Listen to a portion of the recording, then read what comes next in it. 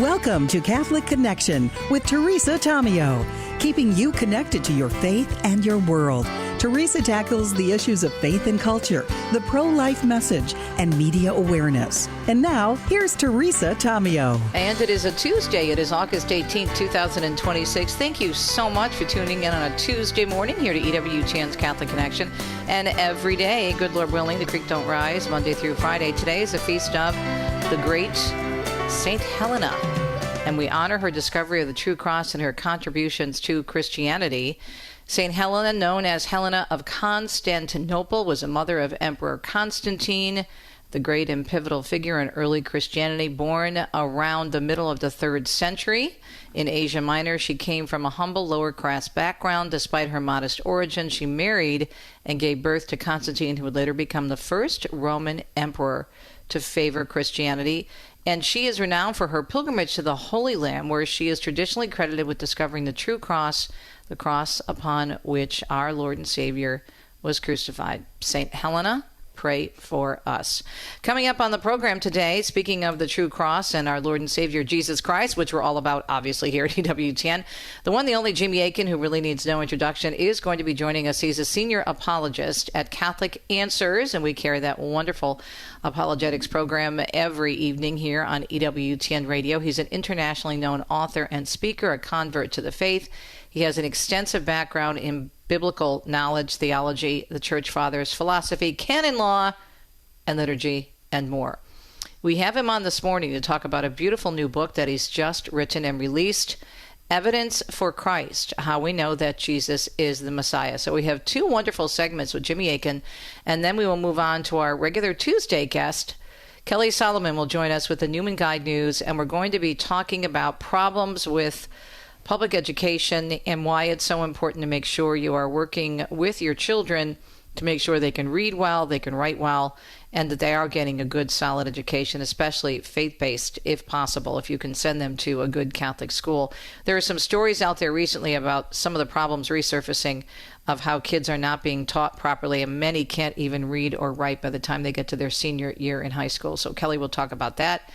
And hour number 2, after the news and the weather, we are going to move into our 2-cent segment. Interesting story that's developing. You may have heard that the White House Press Secretary, Katherine Leavitt, is stepping down, and she simply wants to spend more time with her beautiful, very young family. She has a little boy and a brand new baby girl, and who can blame her? And, of course, the left, they're going crazy. They're saying, good riddance, don't let the door hit you on the way out. They don't like her for a variety of reasons, especially because she's a very strong Catholic Christian and she's very pro-life. But there's something deeper here. And I want to take a look at how the left treats not just conservative women, but women who decide that they want to stay home with their children. They want to concentrate more on family life. I don't know if you remember a great article that was printed many years ago, and I did many shows on this and also wrote about it in several of my books on women's issues. It came out in the Atlantic, and it was written by a woman who had a very prominent position, a coveted position in government. And she said, I can't do it anymore. I can't leave my family. And not only did she decide to do what Katherine Leavitt is doing, but she called out the left. She called out radical feminism. And she was in the feminist movement and considered herself a liberal. And boy, did they eat her alive. So it's not just the left going after conservative women. They eat their own if you don't toe that company line. And we'll take a look at that. I mean, isn't it supposed to be about choice? All about choice. Whatever a woman chooses. Only if you choose what the left says you may choose. So we'll discuss that in our 2-cent segment. And then we have the repeat guest, and she's wonderful. She can come on this program anytime, Dr. Ingrid Skop, and she's the Vice President and Director of Medical Affairs for the Charlotte Lozier Institute. Oh, guess what? There are a lot of facts, shocker, that we're not hearing about unwanted abortion, another lie of the left, and we'll dive into that with Dr. Ingrid, and she'll be with us for 2 segments in hour number 2. So it should be a pretty great show, thanks to our wonderful guests. Let's see what's happening weather-wise before we give you the news this morning on a Tuesday. Severe thunderstorms capable of large hail and damaging wind gusts are now forecast to impact the Central Plains into the lower Missouri Valley. That will take place through this afternoon. Then we have dangerous heat persisting across the southern plains, the southeast part of the country, and Puerto Rico this week, and it will return to the southwest at some portion today. Already 4 minutes past the hour. A lot of news as always. It's a Tuesday, August 18th. Let's get started with the news here on EWTN's Catholic Connection.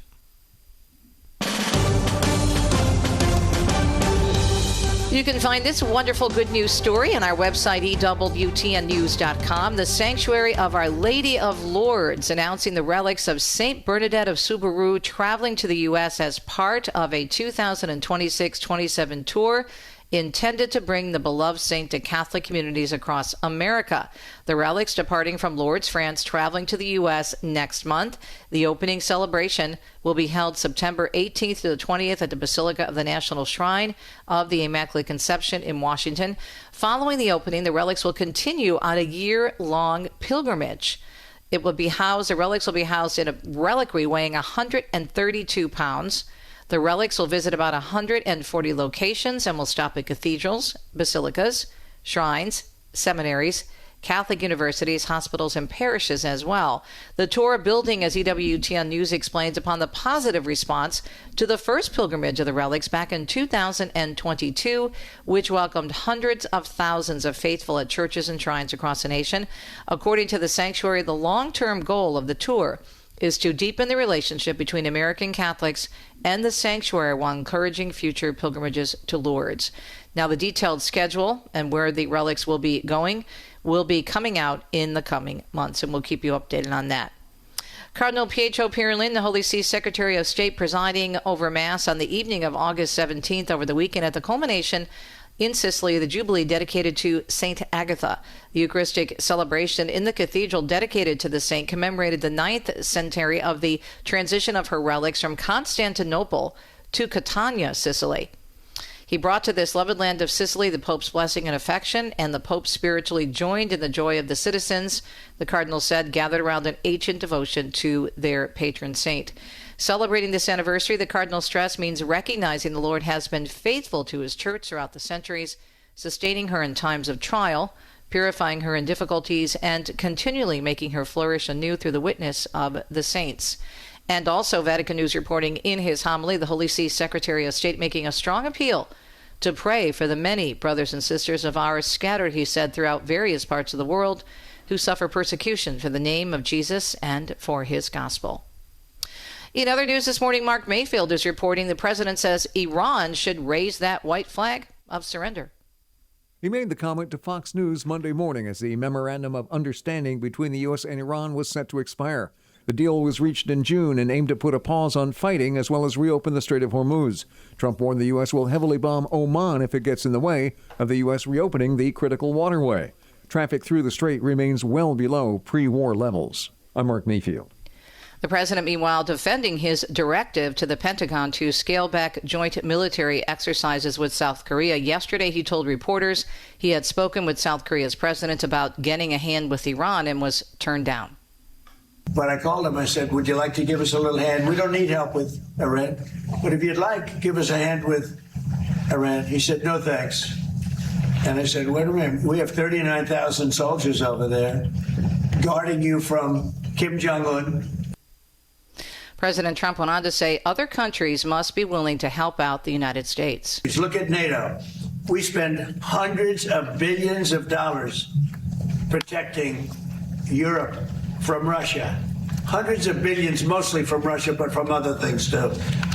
And then they say, well, they don't want to get involved with guarding the strait.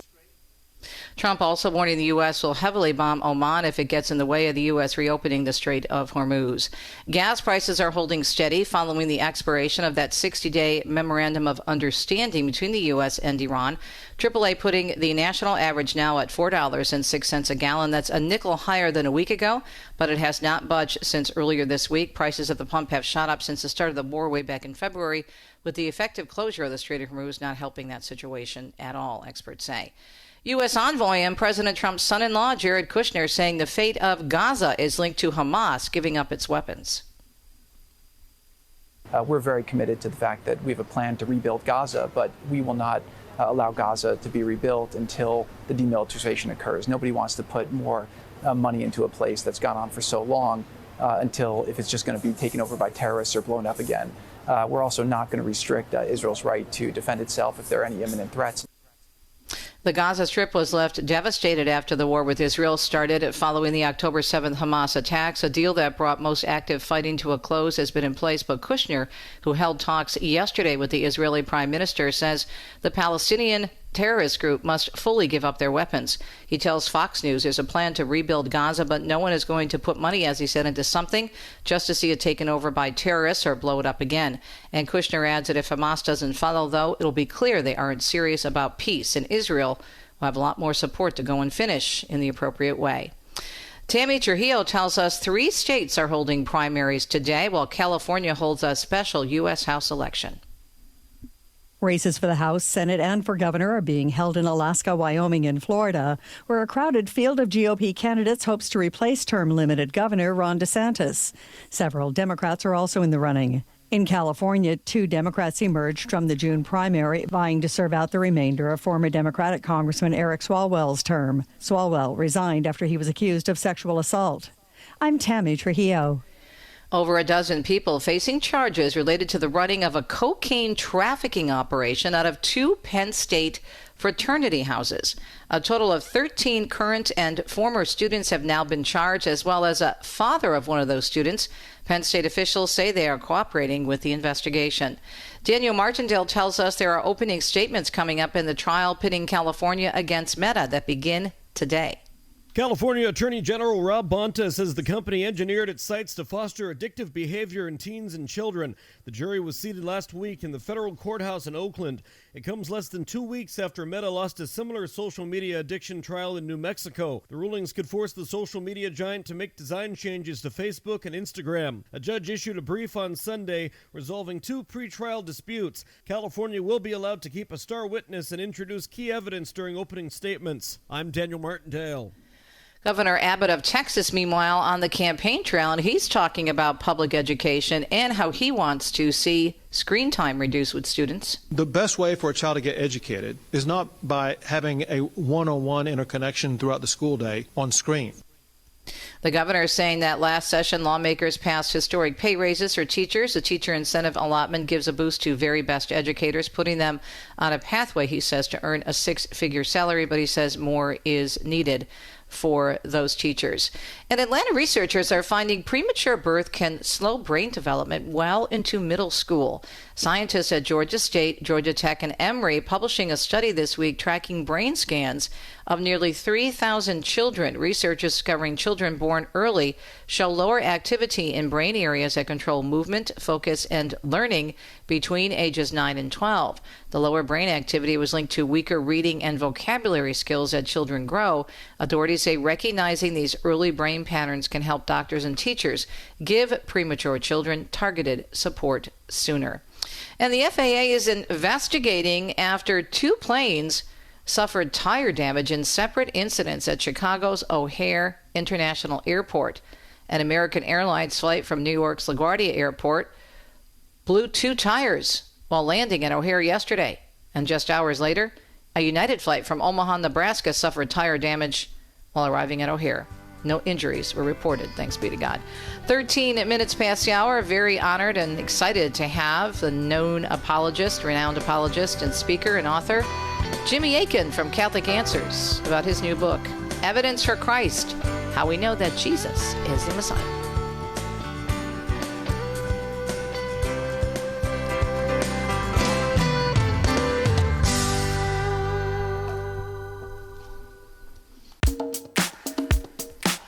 Jimmy Akin really needs no introduction to our EWTN audience, but for those of you who may be new to EWTN and Catholic Radio, maybe even new to the church, Jimmy Akin is someone you should definitely follow, especially his great work at Catholic Answers. He is an internationally known author and speaker, senior apologist at Catholic Answers. He has more than 30 years of experience defending and explaining the faith, an extensive background in Bible theology of the Church, Fathers, philosophy, canon law, and liturgy, of course, and he's a regular guest on Catholic Answers Live, a program we air every day here. He is a well-known popular blogger and podcaster. And he is just an incredible witness to the one holy Catholic and Apostolic faith. Jimmy, as I said during the break, it's great to catch up with you. It's been a while. How are you? Oh, I'm doing just great. How about you? I am doing well. Thanks be to God. And here we are wrapping up summer, and we have another book from you. So the evidence for Christ, how we know that Jesus is the Messiah. I always like to ask fellow authors, because whenever you do a book, it's something that you pray about and it comes from your heart. What was it that prompted this particular book at this particular time? Let's start there if we could. Well, I thought to myself, what our society really needs right now is a book about the fact that Jesus is the Messiah to come out on a Tuesday. That's why it was needed right now. And so that's why I had it published on a Tuesday, because we so needed a book of this type on a Tuesday. Tuesday? More than any other day? Than just a Tuesday? Well, exactly. More on a Tuesday more than any other day of the week. Now, of course, I'm joking with you. Right. I don't have a thought to myself usually in terms of, does this book need to be published now? I just think of what would be a book that would help people. And I don't really think about timing. Mm-hmm. I just look at what's going on right now, and I think, would this book help? And I always mean now, but would it help now as opposed to in 1960? But basically, I'm just trying to be helpful. And one of the things that there has been a lack of is books specifically about Jesus and why one should believe in him and thus embrace the Christian faith. A lot of people have read arguments for the existence of God. There are books about that. A lot of people have read books about the Catholic understanding of the Christian faith and why they should embrace that. But there's a middle step between believing in God and being a Catholic. And that is, we need to be followers of God's Son, Jesus Christ. And there are not a lot of, certainly not in the Catholic world, there are not a lot of books about Jesus himself and why we should believe in him. So I thought this is something that people today need. They need to understand Jesus in order to understand why they should be Christian. And so that's why I wrote the book. And also, it's as good on a Tuesday as it is any other day. And this is a Tuesday, the Feast of St. Helena. So key themes in the book: definition of the Messiah, historical evidence, prophetic fulfillment, gospel accounts, and resurrection. You have so much background, as we mentioned in your introduction.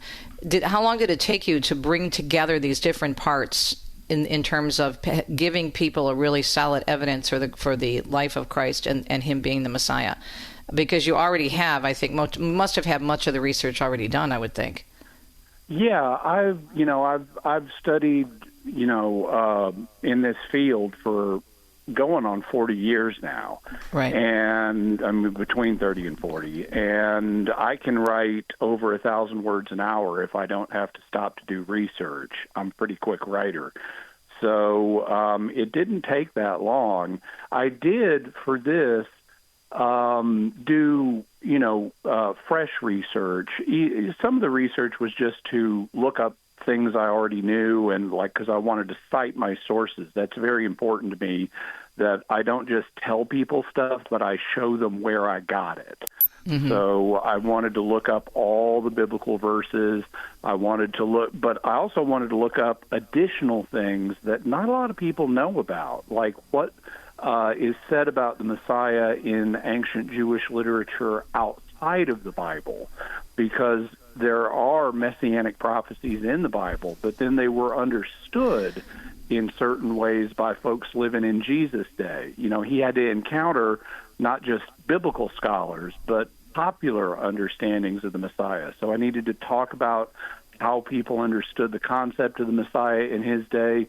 In fact, that's something a lot of people may not realize, is just how many different understandings of the Jewish Messiah there were in ancient Israel, or even what a Messiah is. People may know that it means anointed one, But if you think about that, well, they anointed people with olive oil, and, you probably have a bottle of olive oil in your kitchen, but you've probably never been tempted to go into your kitchen and take the cap off and dump the olive oil all over yourself.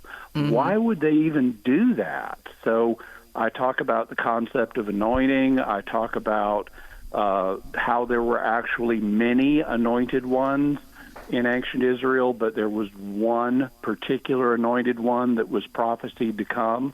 And then I talk about messianic prophecy and the different classes of messianic prophecy, because some prophecies are more clear than others, some are more important than others, and I wanted to give people a framework for how to think about the different ways that God predicted the coming Messiah and how you can use those different ways in conversation with people.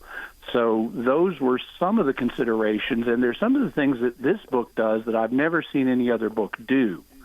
So there's new material in here that will be new to a lot of people. Even if they've studied about Jesus before, they won't have seen all of the material that this book contains. It really breaks some new ground. What I also think is really key in one area of the book where you address skepticism, and not just generally, you systematically look at different theories and objections, such as claims that the Lord didn't rise from the dead, he was just an ordinary man, really nice guy, great teacher. So you go through these and you examine them, and so people will also have, I think, a deeper understanding, even if maybe they know them generally. And this is also, I think, great for helping others be able to witness to Jesus. Yeah, that's something that after I talk about the messianic prophecies, we then need to show that Jesus fulfilled them. And that means we need to talk about how Jesus is related to history. So I go through a series of 6 different positions about how Jesus could relate to history. Everything from Jesus didn't exist at all, he's just a myth like Odin or Thor, all the way to not only did Jesus exist, but we need to take everything the New Testament says with a kind of rigid literalism, which will result in Peter having to deny him 6 times rather than 3 times. And so there's a whole spectrum of views in there, and I talk about the flaws that 5 of the views have, and then there's one view I single out as this is the correct way to understand Jesus' relationship to history, and that allows us to then show how he fulfilled messianic prophecy. Yeah, I just think this is such a helpful book for anyone. And I mean, you're so knowledgeable, but I like the way you write and the way you speak. You do, I think, speak to all of us, and regardless of our level of understanding of our faith and scripture. Talking, of course, with known apologist Jimmy Akin, his book, Evidence for Christ, which presents a step-by-step case demonstrating that Jesus fulfills messianic prophecies and is the true Messiah. So I'm thinking, just in paging through the book and looking at the different summaries and the different chapters, that you wrote this for anyone interested in learning more about Jesus as a Messiah. Basically, yes. This is a work to help you understand the basics of Jesus and why you should believe in him. It's not as devotional as some works. You know, there's a lot of devotional material out there about Jesus, and that's great. That is needed. That nourishes people's spiritual lives. But it also operates on the level of the heart and not so much on the level of the head. And in our society today, you have a lot of people who criticize Jesus or who just don't believe in him, and we need to be educated in an intellectual way about Jesus. We need to understand the basis of our faith, both to shore up our own faith. You know, why should I believe in Jesus? We'll be right back. More with Jimmy Akin.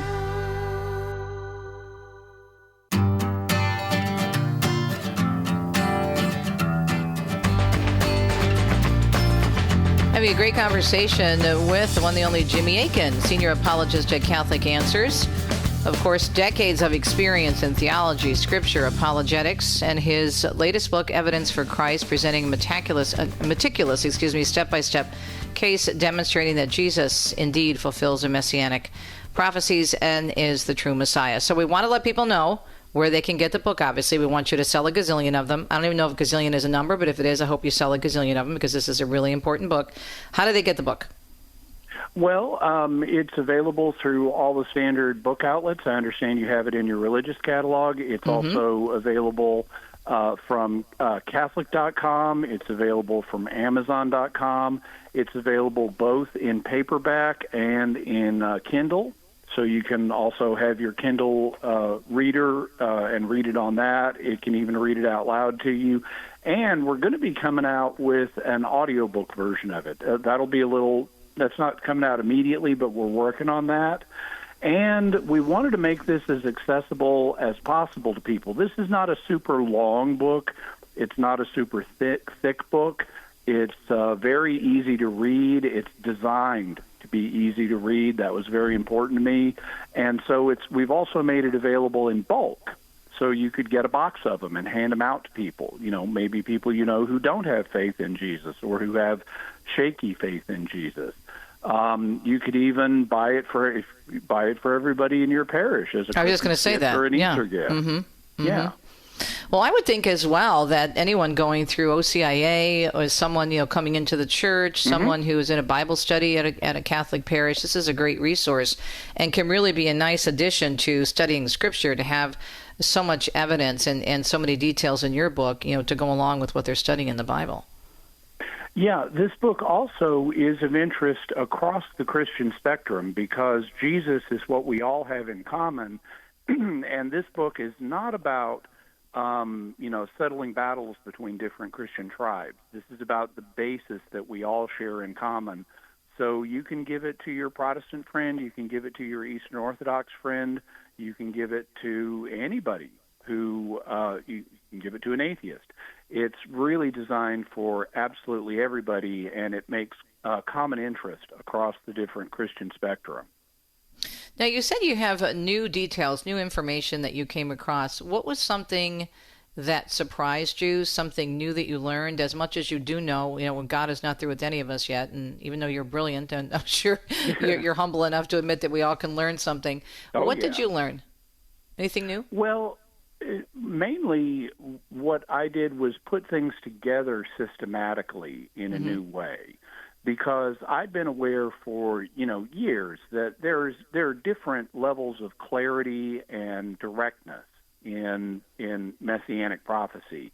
Like when some of the later prophets say there's going to be this son of David and he's going to take the throne and he's going to reign in a golden age and stuff like that. It's very different than the proto-evangelium in Genesis 3:15, about I'm going to put enmity between you and talking to Eve, between you and the serpent and your seed and her seed. And that's not as clear a prophecy.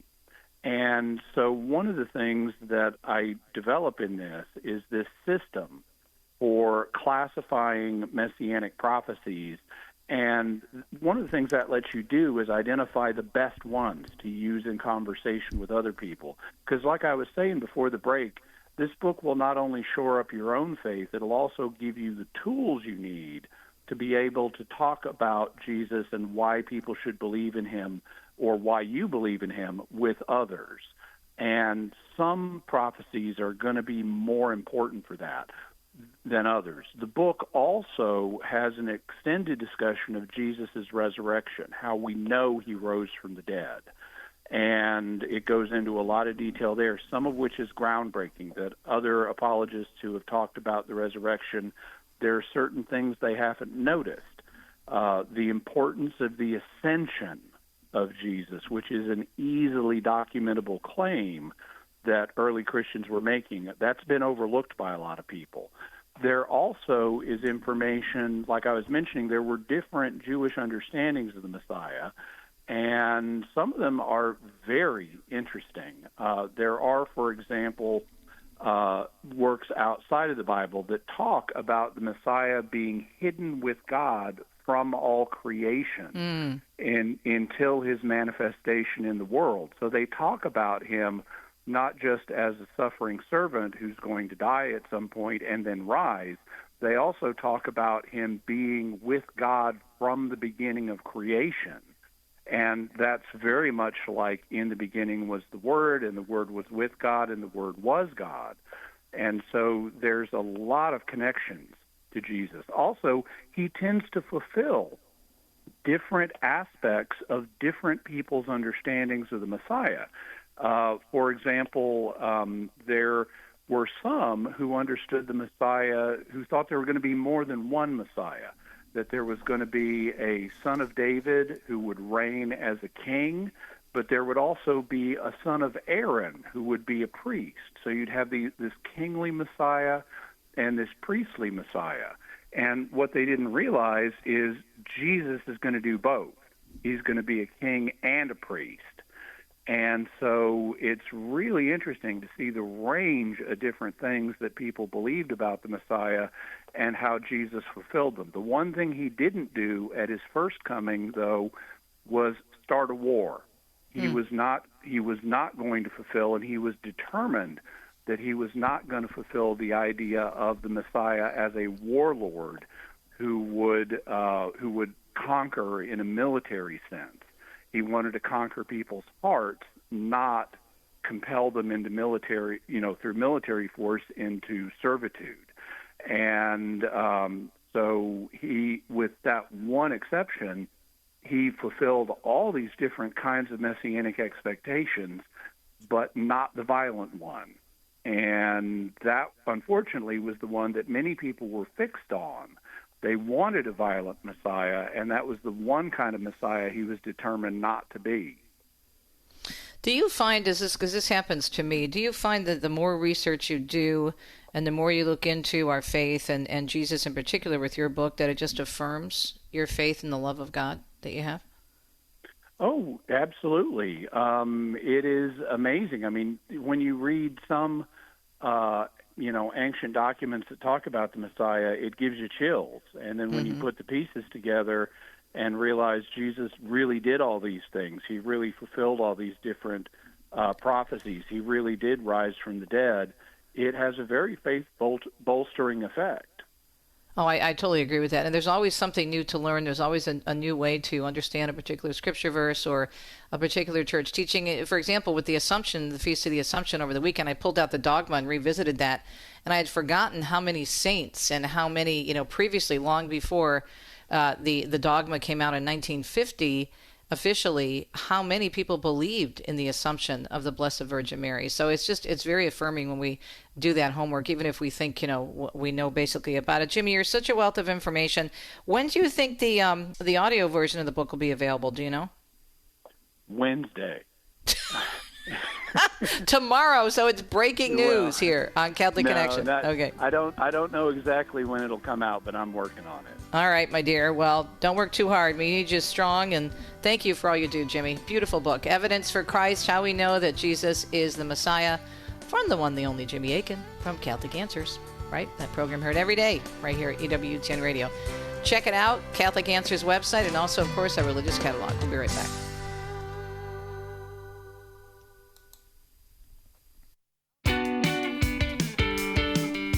Every Tuesday, we chat with Kelly Salomon from the wonderful Cardinal Newman Society for our Newman Guide News. And today, many young people and many families are sending their children back to school, including Kelly. 3 sons went off to school this morning.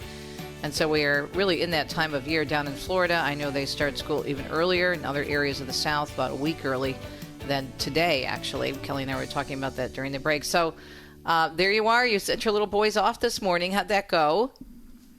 It went great. They are very excited, and to have all 3 of them at our same little local parish Catholic school is a great blessing. And it really, reinforces for me, both from the parent perspective and from my work at the Cardinal Newman Society, of how important good Catholic education is and how we're really building up the next generation of those who will be leaders in our church and in our society. So yeah. I'm praying for them today, praying that they grow in wisdom and knowledge, but also in virtue and in love of Jesus even more this school year. What you do is so important, and also allowing us to understand some of the problems in education, and not just with morality in terms of how many, unfortunately, schools that identify as Catholic have strayed from the faith and the core teachings, but also a lack of really consistency in teaching, in basic reading and writing and arithmetic skills. It's really, I think, heartbreaking. And I sent you a story, and you had already heard about it, but this came out last week, and we played the clip, and I think I'm going to play it again. Richard has it ready. This was a teacher in Texas. His name is Darius Williams, and he broke down in tears during class after he learned that the senior students were struggling to read and to write. Richard, if you're ready, let me know you have that clip, and we'll play it. But to me, this just speaks volumes, especially now he's being raked over the coals. In the last week, he received a great deal of criticism, and some of his own fellow officials at the schools and teachers are saying, oh, he's not qualified to make that statement. And then there's other stories, as you said, actually criticizing other lines of work that he has outside of education. I don't know what that has to do with anything. Maybe trying to present him as someone who's not honest. And it seems to me, Kelly, when these problems come out and teachers call out a particular problem, that those on the other side of this issue that don't want to deal with it, they attack the messenger as opposed to looking at the problem. What was your reaction before we play that clip? Okay, we're having a problem with the video, so we'll put it aside for now. But what was your reaction when you saw the story? I think that you make a great point, Teresa, that still the point of this story is that these are high school seniors that the teacher apparently said they read 2 paragraphs together and asked the students to write 1 sentence filling in 4 words, and they struggled to do so. Now, I haven't heard anything coming out saying that this wasn't the case, right? Or that, these reading and writing challenges aren't happening in their schools. And regardless, that's the reality of what we see in so much of education today. Unfortunately, as we look at the rates of reading and writing and math scores at many schools across the country are struggling. And unfortunately, at many public schools, you're right, Teresa, we talk so much about the ideological influences going on in secular education today. We talk about gender ideology and atheism and relativism. And there's also just the reality of the low test scores and the low ability to do simple things like read, write, and do basic math. And that is a big challenge and is so important, and why we highlight not only strong Catholic identity, but academic excellence with the schools we recommend in the Newman Guide. Yeah, he broke down in class, and then he also said, this is only day 2. This was last week when school started in Texas, and I have seniors in high school who simply cannot read, and seniors who cannot write. They cannot write, he cried on that video. And to me, this is just so sad, and God love him, he was addressing this issue, and now, of course, everything that they're doing is they're doing the typical ad hominem attacks, going after him personally, saying he's not qualified. But again, as you said, Kelly, they never came out and said, well, this didn't happen, or this isn't an issue. Yeah, and that there's still the reality of, we talked about the New York public schools where the majority of them are, reporting failing test scores in most grades. This is a real struggle nationwide across our country, and parents really need to know and need to seek out any way you can provide your child with an excellent education that's going to teach them things like reading and writing and math facts from a young age. And these young minds are so eager to learn, so ready to learn. They just need to be, fostered in the right environment and provided with that opportunity to grow. Yeah, you mentioned the problems in the New York schools, and in the story that you and I were sharing and responding to, the story when he came out in this video last week, came just days after it was revealed, for example, that a majority of New York City students between 3rd and 5th grades failed their English language arts tests last school year. Preliminary results released by the State Education Department in New York found 57% of 3rd graders, 52% of 4th graders, and 57% of 5th graders all received failing marks on their tests in the 2025-2026 academic calendar. Just 48% of the students in the testing grades 4 through 8 rated proficient. Well, that is just incredible. Devastating. It is. And I think it's exactly why we're seeing things like the federal school choice tax credit that's going to be started in January, why many states have offered school choice funds so that the money can follow the child and parents can seek out better schools and better opportunities for their kids, because the reality is that in many states this is the case, that you're going to face, failing schools that are not providing kids with the excellent education that they deserve. Well, what's really interesting is I talk about my grandnieces a lot, who are just amazing, and they're doing really well. They have a grandmother who's retired from teaching, and she works on their reading and other basic skills. But we talked to her recently, and when she retired 3 years ago, she decided, well, I'm going to start a tutoring program, because she was doing some tutoring while she was still teaching, and she thought it would be something on the side she could do maybe once or twice a week, and she make a little extra retirement money for some fun money for a weekend trip or something. She's almost working full time again, because that's how much it's needed just to teach the basics for kids. That's not surprising, and I think that's wonderful that she's doing that. And I think more parents need to take on their primary role as educators of their children and be invested and be knowing what your children are learning or not learning, what curriculum they're using, what teachers are they learning from.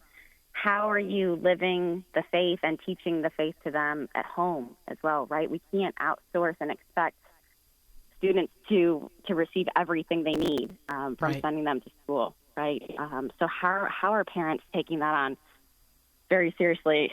And tutoring, that's a great option for students who need that in particular levels, particular grades. To get to the next level, and to not let them fall too far behind when they could be learning that at age-appropriate levels. Talking with Kelly Salomon, Vice President of Newman Guide Programs at the Cardinal Newman Society. The website for tons of great information, cardinalnewmansociety.org. She joins us on Tuesdays for our Newman Guide News, and you have some good news stories to report. I'm a huge fan of the great witness and work and ministry of Bishop Conley, and apparently he gave a fantastic opening address to educators. Fill us in, please. Absolutely, he did. Bishop Conley, I encourage everyone to go and listen. Just 15-minute homily he gave at an opening mass to educators, talking about the great vocation of teaching, how it's a high calling, that Jesus is the master teacher, and so teachers are joining in with that. He goes on to say, as so goes education, so goes the civilized world. And Teresa, doesn't that fit in nicely with what we were just talking about in our last story? What did he say in terms of how did he encourage them, the educators? Did he give them any kind of like shots in the arm in terms of how important it is what they're doing? He did. He said, he repeated over and over again, this is not an easy job. I know that. But this is such an important work, and I'm so grateful for the work you're doing. He said how they're leading students as the transcendentals of truth, beauty, and goodness. He talked about some of the curricular changes they're making in their schools to provide better integration across subjects. So, for example, making stronger connections between their history and their theology curriculum, that what students are learning in history that year will line up with what they're learning in theology, and they'll see those connections being made. And so he really was very encouraging. I encourage Catholic educators, but Catholic parents and Catholics generally across the country, I think, would benefit to see, why education is so important and how it can be done really well from a Catholic perspective. All right, let's talk about Christendom College and what some alums shared. This is a great story as well. This is really, I think, uplifting.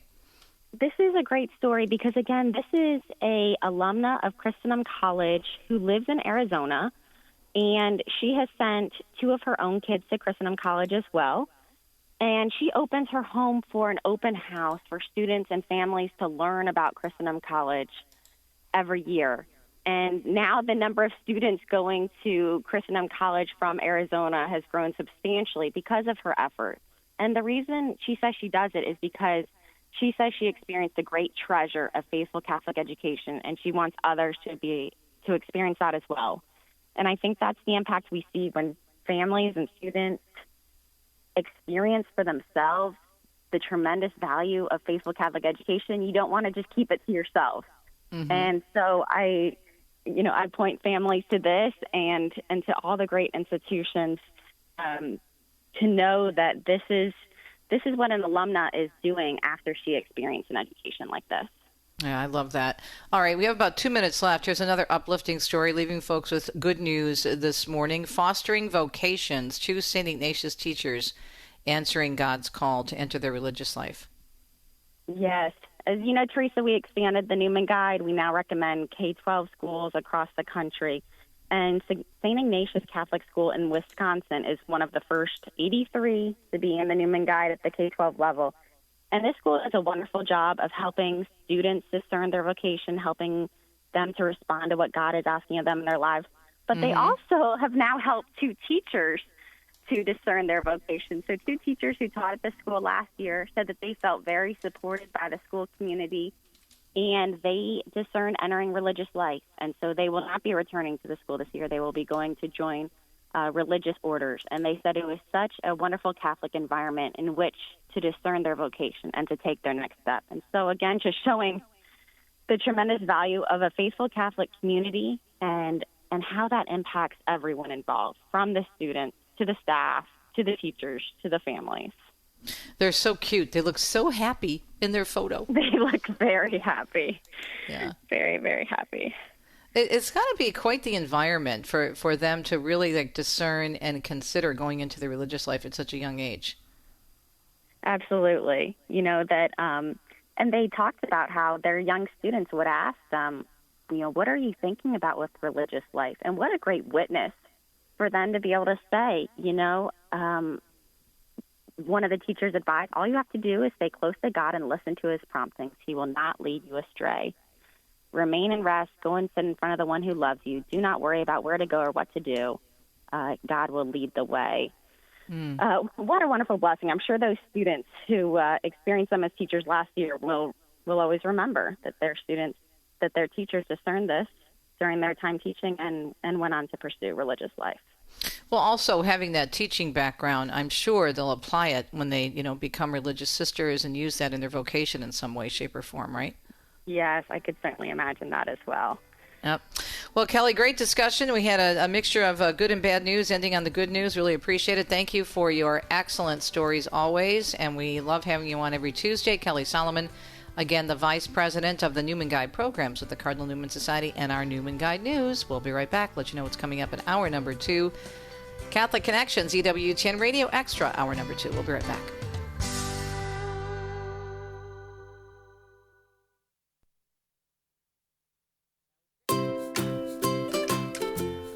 Thanks so much for your listenership. It's a Tuesday. It is August 18th. My goodness, flying through the month of August, the Feast of St. Helena of the Cross. Pray for us. Coming up in hour number 2 of Catholic Connection on EWTN's Radio Extra. Of course, your news and your weather for you. In our 2 cents segment, we are going to take a look at this idea of why women still can't have it all. And that's not necessarily a bad thing, okay?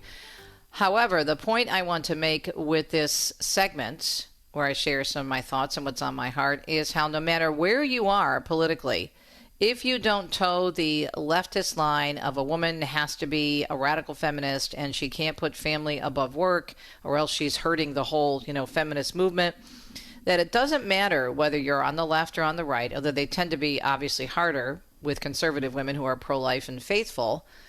But there was a big story that broke many years ago, and it's still a crucial story. And if you've never read the article, I think you really should. And you can find it online. I looked it up yesterday. Just Google it. It was in the Atlantic, and it was entitled, Why Women Still Can't Have It All. And this is a woman who identified as a feminist, as a liberal, who had a very prominent position in government, a very coveted job. And she decided through a lot of, I don't know if she was praying about it, but a lot of discussions with her husband and friends and her own personal struggles, that she missed her family and she wanted to be home. And then she started to think about all the lies that she told to young women about how they could have it all. We'll take a look, and we'll also take a look at some other lies the abortion industry has told us about abortions. Most women don't want them, and that's a fact. We'll be right back.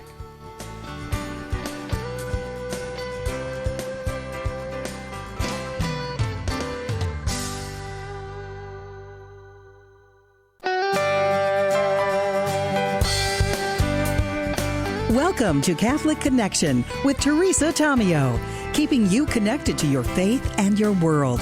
Teresa tackles the issues of faith and culture, the pro-life message, and media awareness. And now, here's Teresa Tamio. And it is a Tuesday morning, Feast of St. Helena. Thanks for joining us for hour number 2 of Catholic Connection, this time on EWTN's Radio Extra. Another great show lined up for you this morning in our second hour, in our 2 cent segment coming up right after your news and your weather. We are going to take a look at why women still can't have it all and why that's not necessarily a bad thing. Because you know what? None of us, male or female, can have it all. There's always going to be something we have to give because we're human and things happen. But anyway, I'm focusing on women because there's a lot of criticism being hurled at White House Press Secretary Katherine Leavitt, who's stepping down from that position just basically because she wants to spend more time with her young family. Good for her. Good for her. I mean, talk about having a prime job, and she was the youngest press secretary in history, 28 years old. And I think she did a fantastic job. And I'm not saying that just because she's Catholic and conservative. I think she's extremely articulate. She can handle the media. She's quick on her feet. All of those are necessary if you're going to be a press secretary in such a high, prominent area of office, especially the White House, right? So, of course, many people are criticizing her and saying, oh, good riddance, and, they don't like her opinions, they don't like her pro-life stance, and they're, just mocking her. Horrible things they're saying about her. That shouldn't be a surprise. It's not acceptable. It shouldn't be a surprise. But what's interesting is that when it comes to this issue of women leaving the workforce because they choose family over their careers, the left can't handle it. And it doesn't matter if they're conservative or they're liberal. Now, they treat conservatives much worse because they don't agree with anything conservatives teach. But boy, they don't like it when their own speak out. Case in point, and I'm going to take you back 14 years to a story that's still very timely. When a major piece came out in the Atlantic by a woman who had a very prominent government position, she also considered herself a feminist, and she was a Democrat, I believe, if I'm remembering correctly. At least she leaned very much to the left. But not only does she talk about the process she went through to make the decision to leave her very high-paying, high position, right? And why she wanted to do that. But she called out, in addition to her reasoning, she called out the radical feminists for lying to young women, about telling them they can have it all. And oh boy, all of a sudden she was the worst thing ever, the devil incarnate. Before, she was loved, she was admired, she was, wow, she's really a powerhouse feminist. But then when she makes a decision, a choice, remember, it's all supposed to be about choice, right? But when she makes a choice that doesn't align with the choices of the left, then bye-bye, don't let the door hit you on the way out. I think there's something much deeper here. I think it's a very spiritual thing. I think the issue of post-abortion syndrome and how so many women, God love them, and we'll talk about this in the next segment as well with Dr. Skop, how so many women were pressured by society, by their workforce, by their friends, who knows, and convinced that children can't be part of your life, or at least not right now. So therefore, you need to have an abortion. And there, I think, is a lot of regret deep down. And when someone makes this decision to say yes to family and goes against what's out there in terms of what women are supposed to do if you're a modern feminist woman, I think that is a trigger for some people. And I also think that there are many people that just don't get, oh, you want to be with your family? How could you want that over making money and being in a prominent position? We'll talk about that. And then Dr. Ingrid Skop is back with us. She's the Vice President and Director of Medical Affairs for the Charlotte Lozier Institute. And we have some new facts from the Charlotte Lozier Institute about unwanted abortions, which ties actually into our 2 cents segment. That's the show here, hour number 2 on a Tuesday. It's 4 minutes past the hour. Weather-wise, we have severe storms capable of large hail and damaging winds that are forecast to impact several parts of the country, including the Central Plains into the lower Missouri Valley, and that's through this afternoon.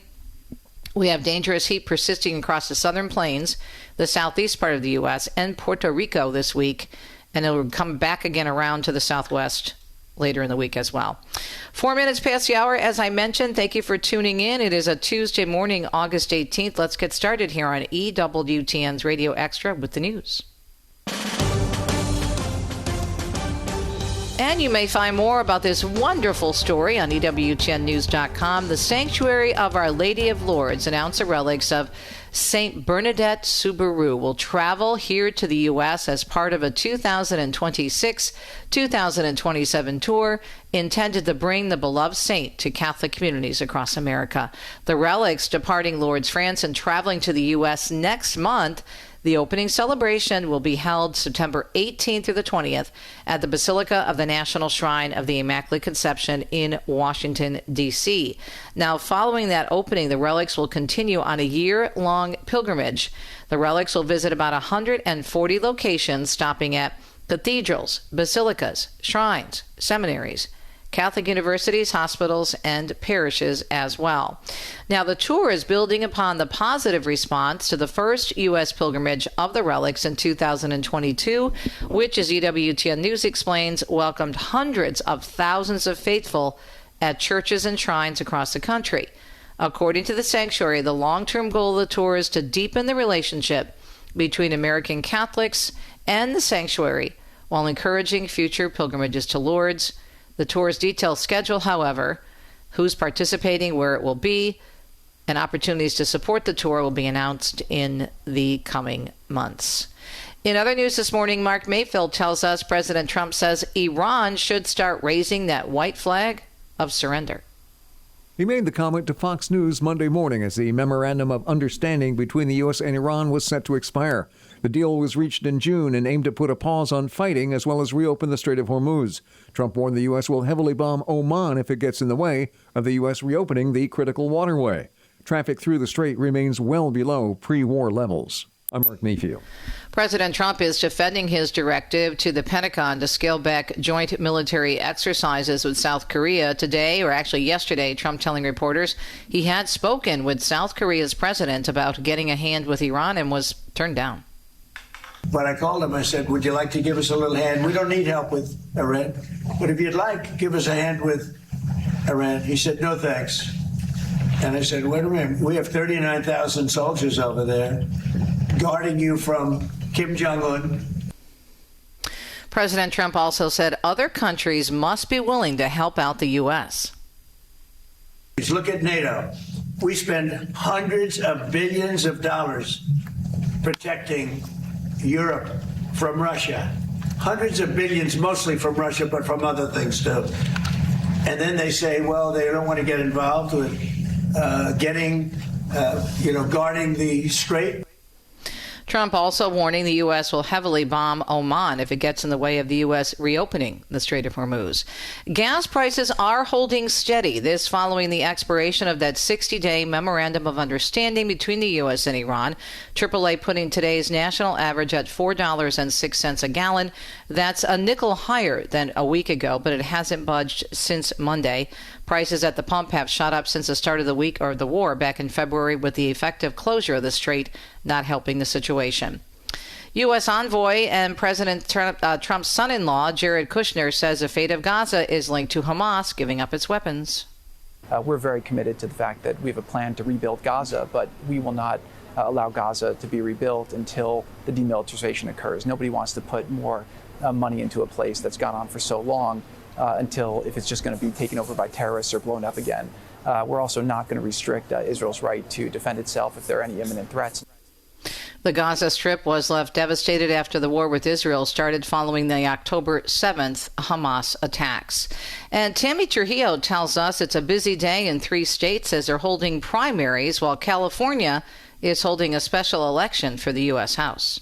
Races for the House, Senate, and for governor are being held in Alaska, Wyoming, and Florida, where a crowded field of GOP candidates hopes to replace term-limited Governor Ron DeSantis. Several Democrats are also in the running. In California, 2 Democrats emerged from the June primary, vying to serve out the remainder of former Democratic Congressman Eric Swalwell's term. Swalwell resigned after he was accused of sexual assault. I'm Tammy Trujillo. Hawaii dealing still with the aftermath of Tropical Storm Lala as the weakened system is shifting away from the main islands. At least one person died after the storm blew through over the weekend. This after heavy rain caused a number of areas to flood and mudslides also on the big island of Hawaii. And over a dozen people are now facing charges related to the running of a cocaine trafficking operation out of 2 Penn State fraternity houses. A total of 13 current and former students have been charged, as well as a father of a student. Penn State saying they're cooperating with the investigation. Daniel Martindale has more on opening statements in the trial pitting California against Meta, which begins today. California Attorney General Rob Bonta says the company engineered its sites to foster addictive behavior in teens and children. The jury was seated last week in the federal courthouse in Oakland.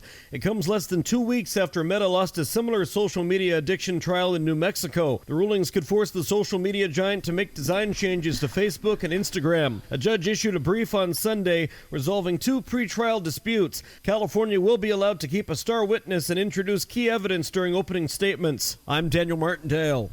Governor Abbott of Texas, meanwhile, is on the campaign trail. He's talking about public education and the influence of media. He says he wants to reduce screen time for young people.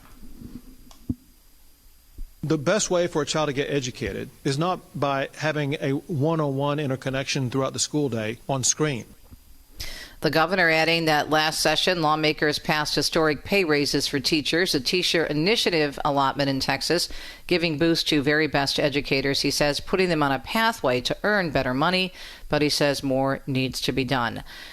A Dallas medical company in trouble with the Department of Justice for allegedly bilking Medicare out of over $500,000 taxpayer dollars. Federal prosecutors announcing civil action yesterday against NeuroSolutions 100 and the owner, Michael Brigham. Authorities say the company billed $1.1 million for surgical nerve implants when patients actually receive temporary tape on acupuncture devices behind the ear. Medicare paid out over $547,000 on those claims, and the government is now suing to claw back over $4.5 million in penalties and damages. The owner is denying the allegation. Also this morning, Atlanta researchers are finding premature births can slow brain development well into middle school. Scientists at Georgia State, Georgia Tech, and Emory publishing a study this week tracking brain scans of nearly 3,000 children. Researchers discovered children born early show lower activity in brain areas that control movement, focus, and learning between the ages of 9 and 12. The lower brain activity was linked to weaker reading and vocabulary skills as children grow. Authorities say recognizing these early brain patterns can help doctors and teachers give premature children targeted support sooner. And the FAA is now investigating after 2 planes suffered tire damage in some scary moments, some separate incidents at Chicago's O'Hare International Airport. An American Airlines flight from New York's LaGuardia blowing 2 tires while landing in O'Hare yesterday, and just hours later, a United flight from Omaha, Nebraska, suffering tire damage while arriving at O'Hare. No injuries were reported. It is a Tuesday morning, the Feast of St. Helena of the Cross. Pray for us. Thank you for tuning in to a Tuesday morning edition of Catholic Connection in hour number 2 here at EWTN's Radio Extra. Why none of us can have it all, and you know what? That's okay. Don't buy into what the social constructs try to tell us. God and family come first, even if a lot of people don't like that. We'll explain up next.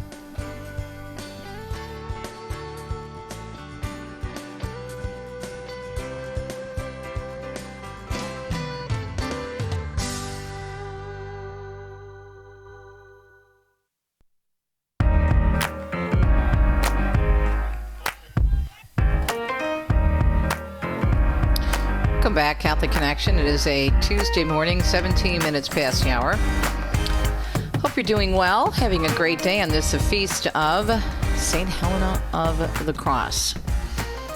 So we know that Katherine Leavitt is leaving the White House, and of course, media are speculating, trying to claim there's so much more to while she's leaving, other than the fact that she stated she wants to spend more time with her very young family. And I can only imagine how stressful her job, or anyone's job if they're the White House press secretary, how stressful that position is. You constantly have to be on the phone, connected, answering text, being there for the president, whatever president is in office at the time. It is a 24/7 job for the most part. And although certain administrations, depending on their views on family, will probably be a little bit easier on staff members, it's still an all-consuming position. So you can certainly understand why a young woman, the youngest press secretary to ever, I think, step in the White House position, wants to be at home with her family. She just had a beautiful baby girl not too long ago. She has a young boy as well. And this is a prime time for her. My goodness, she's super young. So why not do this now and be with your kids when they're young? And I'm sure with her skills, she may or may not go back to work if she chooses to stay home. That's great. It is up to her. Okay? Now, the left, as usual, in the press are extremely critical. They never liked her. She's very strong. She calls them out, the media, for oftentimes their hypocrisy, for their bias. She is very direct.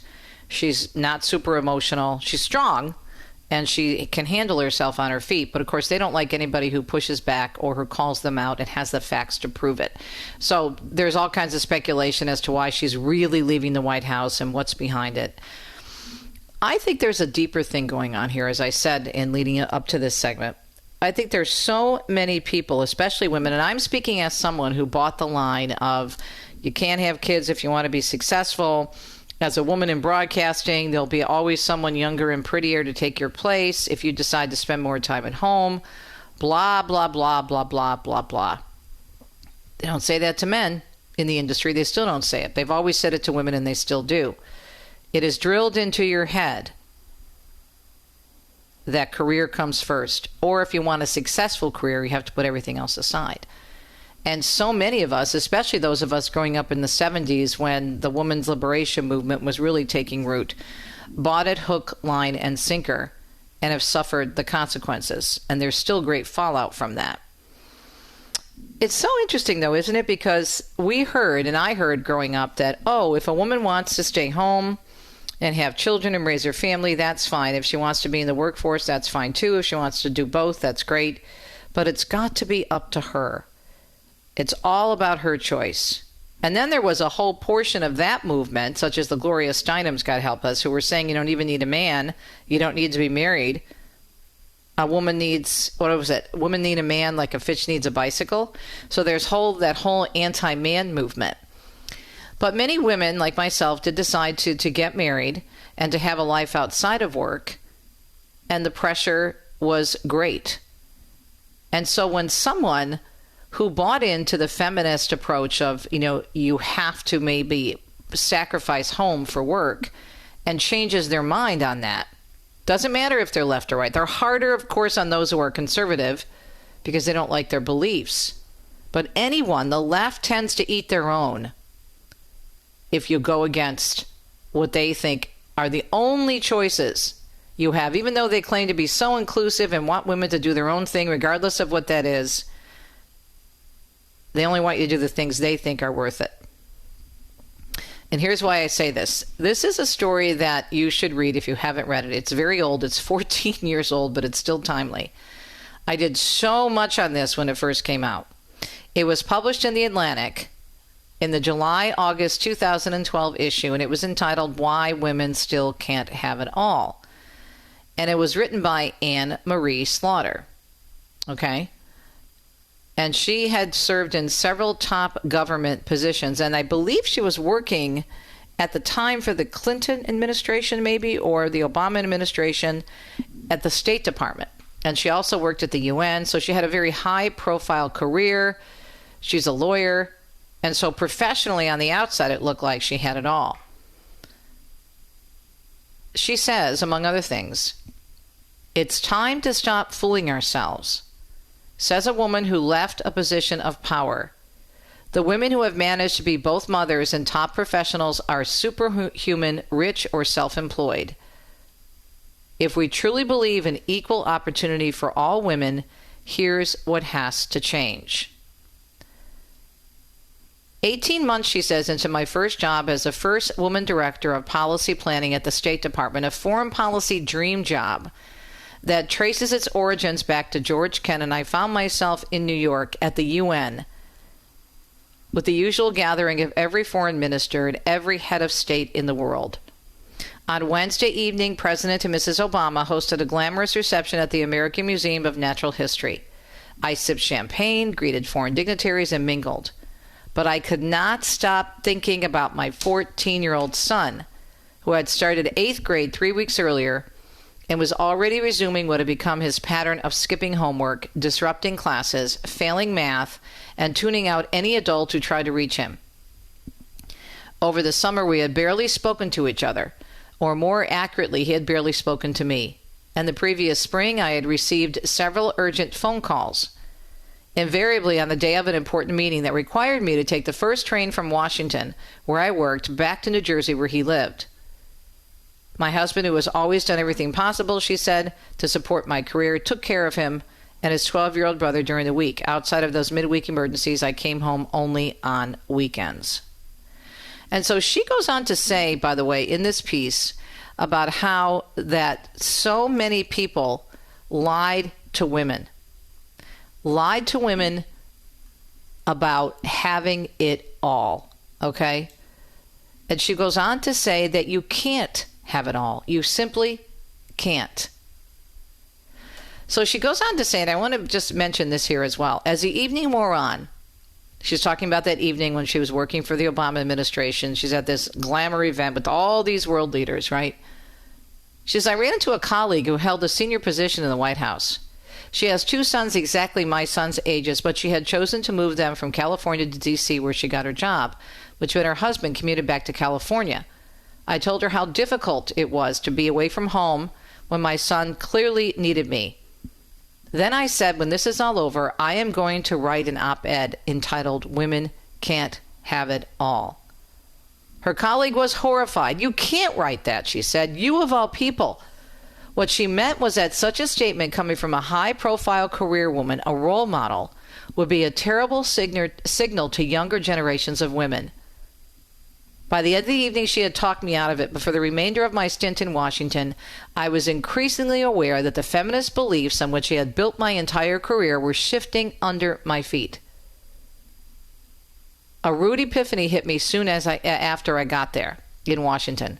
When people asked why I had left government, I explained I'd come home not only because of Princeton's rules after 2 years of leave, but also because of my desire to be with my family and my conclusion that juggling high-level government work with the needs of 2 teenage boys was not possible.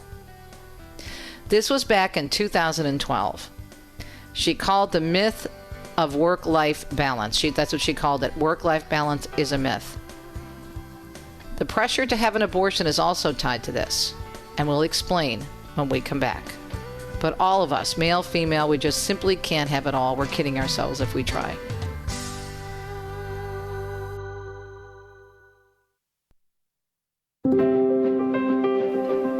Great to have Dr. Ingrid Skop back on with us. She is obviously a medical doctor. She's also the Vice President and Director of Medical Affairs for the wonderful Charlotte Lozier Institute, and has some new, very interesting statistics, facts about unwanted abortions. Yes, you heard correctly, unwanted abortions. I wonder how many people understand how many women don't choose abortion. They choose abortion because they feel they don't have a choice. They don't go skipping into an abortion mill or into a hospital saying, isn't this great? I get to kill my baby today. My life is going to be wonderful.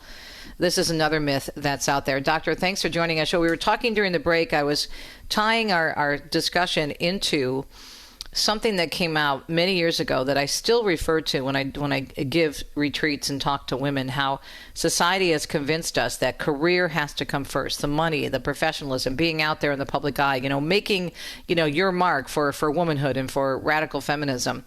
And whether you are conservative, they're normally harder on the conservatives, whether you are conservative or liberal, they don't care. If you go against their way of thinking and you choose differently, then all heck breaks loose. And I think behind this, underlying, is a lot of women have either been pressured or told that the only way they can have success and to have this, dream life is to have an abortion, even if they didn't want one. And we look at the numbers now, and some of this, you just can't tell me, and I'm speaking hypothetically here because I know you agree with this, you just can't tell me that there isn't a connection in between the angst when women choose family over work, that some of that isn't coming from post-abortion syndrome somewhere.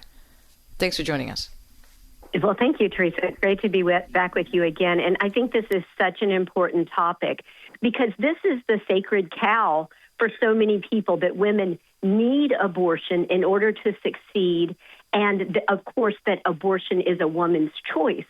But the series of papers that we'll be discussing by a researcher, David Reardon, point out that so many women, in fact, the majority of the women in his particular survey group, said that they would have preferred to give birth, 60%. But there were circumstances in their life. In at least a quarter of the circumstances, it was the father of the baby that pressured the woman, that caused her to think that this was her only choice. And so we recognize how horrible is that when we look at mental health complications after abortion, which are much more frequent than, of course, than women are told, but they're magnified in women who were attached to the baby, who wanted their baby, who had an abortion that they did not desire. And we see that reflected in the increasing mental health illnesses in our country, particularly in young women. It's shocking how high the statistics are. It's hard to get anybody to agree on anything these days. And when you have 70% of women describing their abortions as inconsistent with or counter to their own values and preferences, including at least 10% who felt coerced, then we have 61% of women feeling high levels of pressure to choose abortion from circumstances, finances, or other people in their lives, and then 60% of women indicating they would have preferred to carry the baby to term if they had received more emotional support or financial security. These are very, very high numbers from the world that tells us that abortion is a wonderful thing, that women are freely choosing this, they feel it's necessary.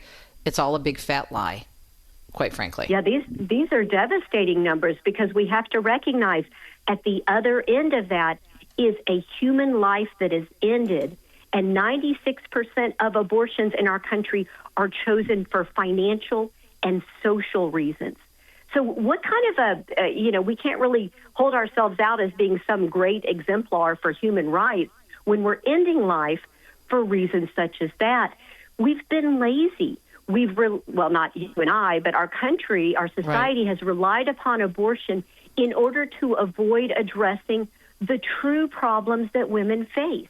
Their financial situations. Of course, so many times it's related to relationship breakdown. It's related to men who will create a baby and then refuse to support that baby. So these women, they find themselves in a situation where they don't want to be a single mother, perhaps financially or socially. They feel like this is going to be a problem. And so they end their child's life. But as we're discussing today, they do it. It's unwanted, but it's the only choice they think they have. And Dave Reardon's studies tell us that about 40% of these women, 20 years later, are still reporting emotional negative ramifications from that. So it's not something that's one and done. They get over it and they move on. This is something women continue to suffer, the act that they've chosen. And sadly, for some of them, that was their only chance to become a mother. And as you said, society says your career is more important, your education is more important.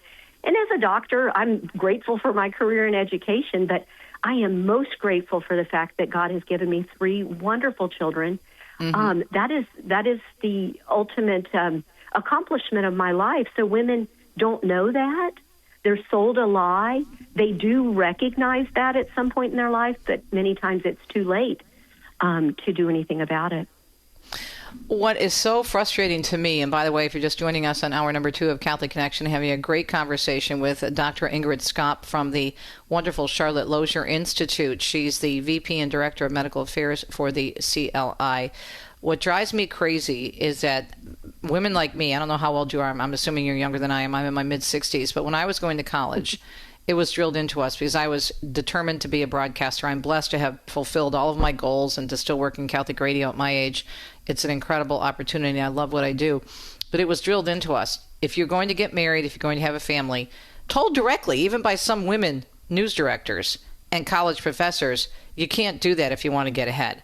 Men were never told that. Men are still not told that. And I talk to my friends who are still in the industry, and especially talking to younger women coming up. They have been told that you can't have a career and a family. And if you do, there's going to be someone who is going to be prettier and skinnier and cheaper and doesn't have to have a family in order to work.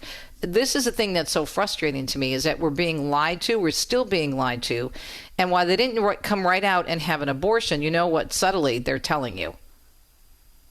Yes, absolutely. They're saying you have to choose. You don't have to choose, but you need to set your priorities, and you need to have a realistic expectation of what life as a working mother looks like, but that's so sexist. Men aren't told that, doctor. You know this. I mean, men are not told that. And this is supposed to be freedom and women's liberation, and we are consistently lied to. We have lied to. My heart breaks for women. You know, right now we're seeing in the news, AOC is very publicly talked about freezing her eggs. She's telling us she wants to be a mother, right? And yet, it's hard, and we're not necessarily going to result in live children. But you know, as far as fertility, the industry goes, women are being sold a promise there that many times the industry cannot keep. There are biologic limits to when women can safely have babies. We have a maternal mortality crisis in our country, and one of the reasons is that we have so many women in their mid to late 40s trying to have babies. Their bodies sometimes cannot do a good job that late to have a baby. Because they wait, because they're told they have to put the career first. Because they wait, but they're told that, just freeze your eggs and you can do this whenever. Fine. Yeah, we have to take a break. We'll be back to talk about this in even more detail with our guest this morning, Dr. Ingrid Skop, Vice President and Director of Medical Affairs of the Charlotte Lozier Institute. Yet another lie that's been sold to us from the abortion industry.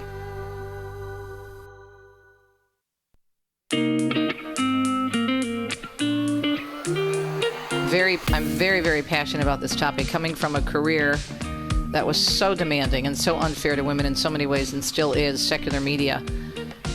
We were sold so many lies, and the abortion industry is keeping it up. And that's why we have Dr. Skop on with us this morning from the wonderful Charlotte Lozier Institute. The Unwanted Abortion Study is a groundbreaking series of peer-reviewed papers investigating how having an unwanted abortion can shape the rest of a woman's life. Based on surveys of U.S. women ages 41 to 45, the studies invite women to reflect on their reproductive histories and how their pregnancies continue to affect them even decades later. The study's finding that having an unwanted abortion can have a profoundly negative impact that is still felt years later. And this, again, is more proof as to why those who are behind abortion don't want this out there, don't want women telling their stories. Right, Doctor? That's absolutely correct. If women are so often do not want to talk about this, they're ashamed, they're depressed, they don't want people to know. But if the stories were really being told, our country would be a different place. If women were telling their friends how much they've suffered, we would not have this shout your abortion and abortion is the solution narrative. We would recognize this is a devastating supposed choice that women make, but as we've discussed, in many cases it's not really a choice in their mind. It's the only option they think they have. So in terms of the women who were interviewed for this, what else are they saying about their feelings toward the abortion issue? Well, this survey, I think, was in response to a widely promoted, quote, study called the Turnaway Study, put out by a very pro-abortion organization in San Francisco.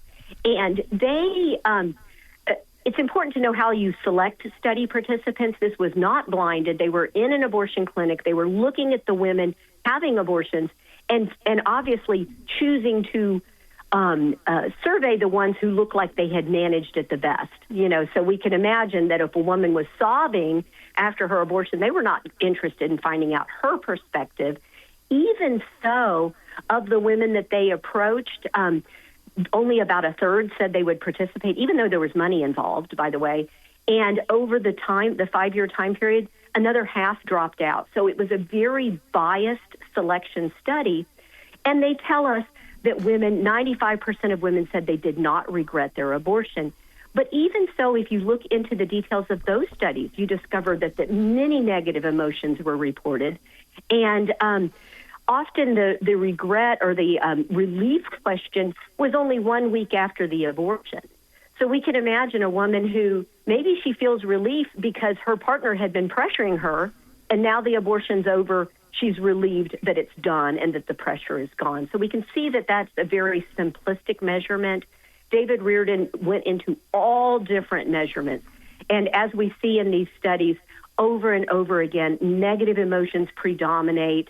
I believe you mentioned this earlier, but only 1 out of 3 of the women said this was what they wanted. And we don't even know what that means, right? They probably just thought it's what I had to do. Mm-hmm. But 10% said they were flat out coerced. Another 14% said it was unwanted. And fully 2/3 of the women, in some way, it was unwanted or inconsistent with their values. So these are women who are living with their moral conscience. They know that they've ended the life of their baby. This is not something you get over. This is something that continues throughout your life. And in some cases, the anxiety, depression, PTSD symptoms, substance and alcohol abuse get worse with time. Mm-hmm. Yes. Mm-hmm. And I do want to say, in the United States, it's important to know we don't keep any good data about abortion because nothing is mandatorily reported at a federal level. But when we look at better studies in European countries where they know the abortions, they can look at the outcomes. A woman is 6 times as likely to die a mental health death, so suicide, perhaps intimate partner homicide, accidental death, substance overdose, 6 times as likely than if she had, after an abortion, than if she had given birth. So, and there's some women that are even higher risk. Again, those women who wanted their baby, that were attached to their baby, they're going to be at very, very high risk. For example, a suicide on the due date of when that child would have been born. But our system has no ability to detect those kind of deaths. They're unknown, they're unexamined, and undiscussed.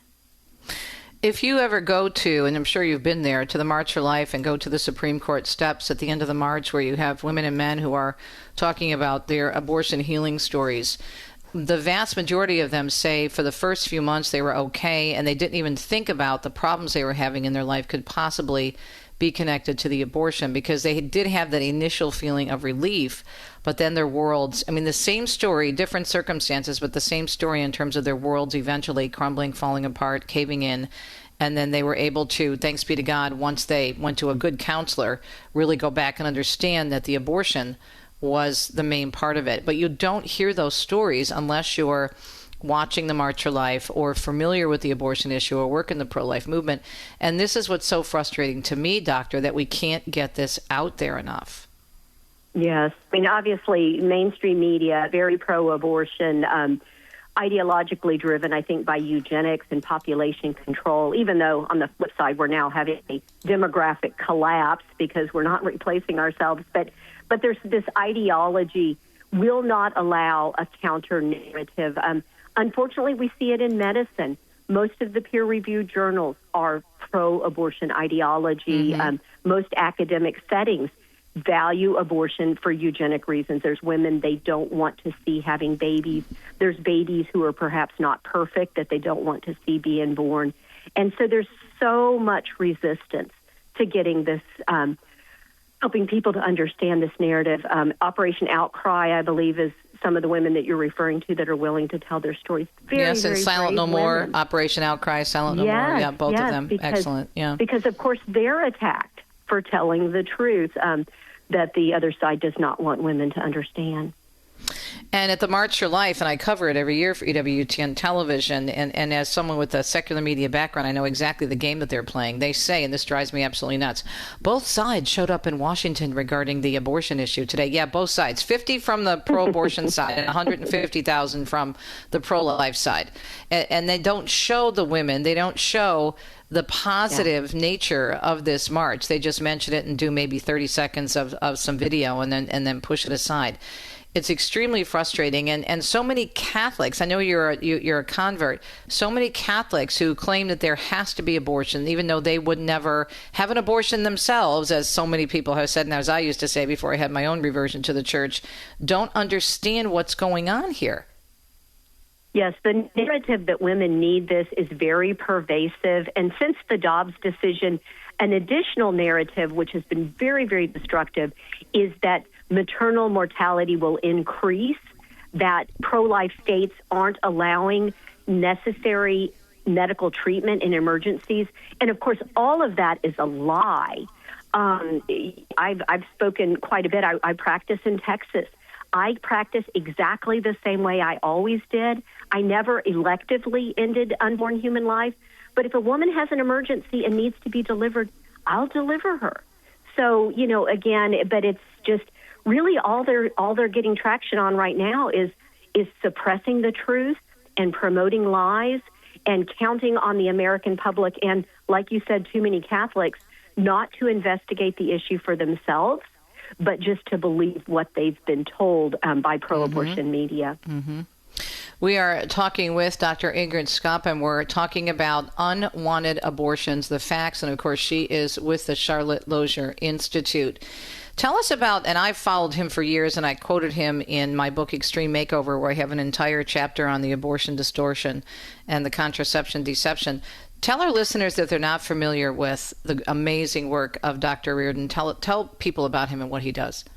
Oh, Dr. Reardon is amazing. He's a good friend. He is a brilliant man who just really single-handedly has been the voice in the peer-reviewed literature, which is very important because in medicine and academia, if it's not in the peer-reviewed literature, they think it doesn't exist. So he's really done an amazing job of getting these papers into the literature that demonstrate harms.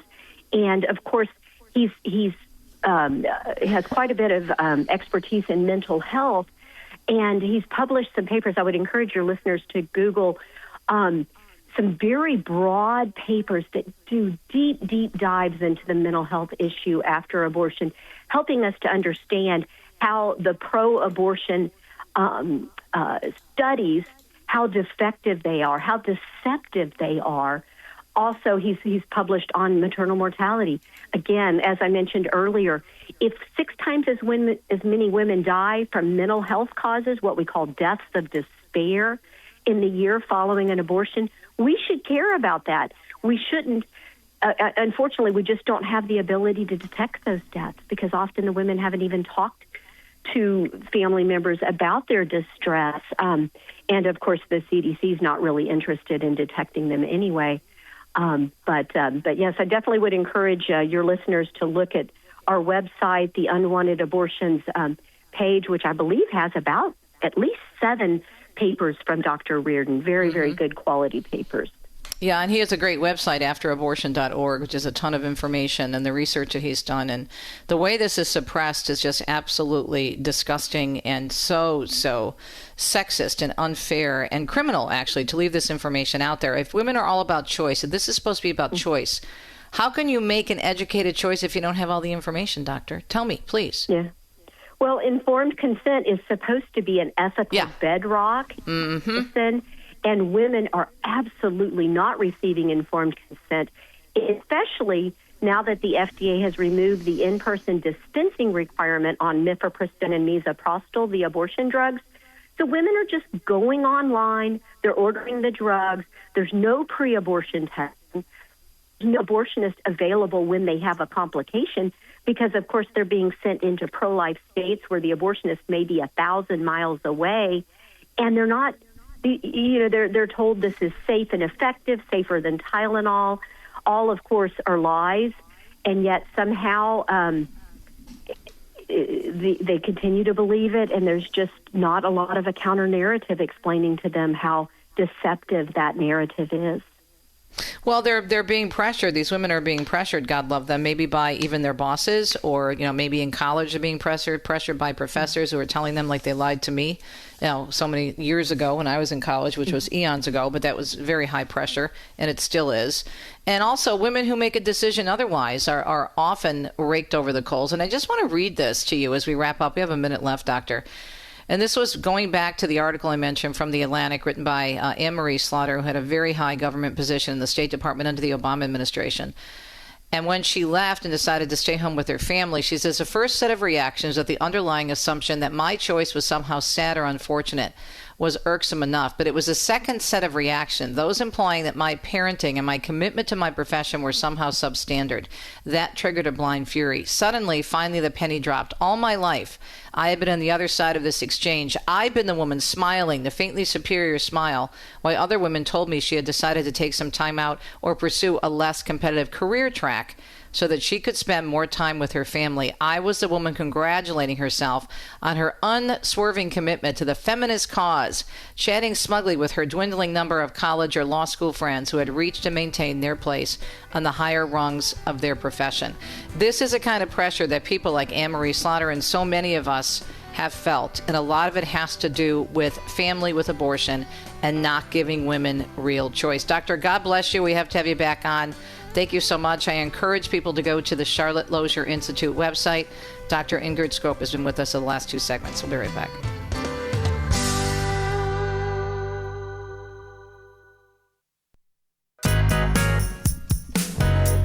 Thanks so much for tuning in to hour number 2 of Catholic Connection. And again, I strongly encourage you to take a look at this research. Dr. David Reardon, Reardon. He has a cool website, afterabortion.org, tons of information. And also, of course, a wonderful Charlotte Lozier Institute, the research arm of the pro-life movement. They're so good. Think about that. 70% of women say they didn't want their abortion. 61% saying they were pressured. Another 60% suffered consequences. I mean, it's so frustrating and insane that we are still lying to women about abortion. It's one of the biggest. I get so upset about this, and that's one of the reasons why I wrote the book Extreme Makeover, because when I had my own epiphanies, plural, I said, I have to speak the truth about this. I was lied to. I bought it hook, line, and sinker, and I saw the media do it, and I was a part of it.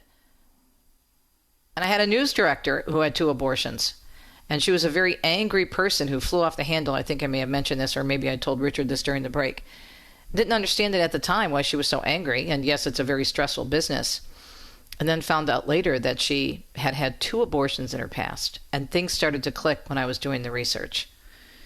And again, the pressure on women not to put family as a priority, to abort, to think only about feminists and the careers and being out there.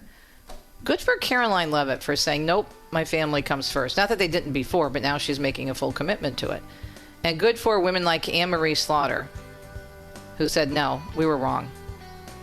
Thanks for tuning in. Coming up tomorrow, we have, speaking of pro-life, we'll check in with live action. Joan Lewis joins us for Joan's Rome and Italy Shrines and Wonders Wednesday. Have a great Tuesday. Talk to you later.